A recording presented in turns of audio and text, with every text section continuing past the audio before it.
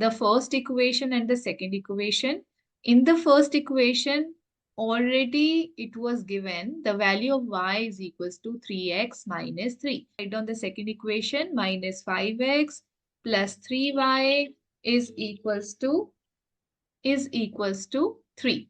So in this case, what I'll do, I'll substitute the value of y.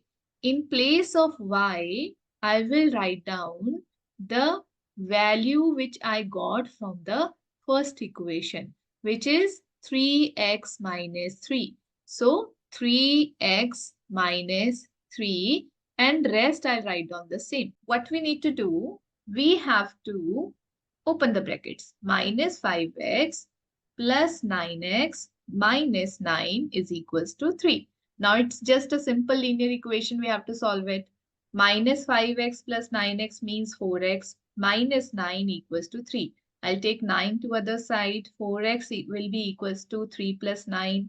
4x will be equals to 12 and x will be equals to 3. Replace this value of x in the first equation. Or you can replace this value of x in the second equation. Any of the equation you will put this value, you will get the value of a y. I'm putting here the value of y in the first equation. So y would be equals to 3x minus 3. I have to replace this value. So in place of x, I will write down 3 minus 3, which is equals to 9 minus 3, which is equals to 6. So the value of x is equals to 3 and the value of y is equals to 6.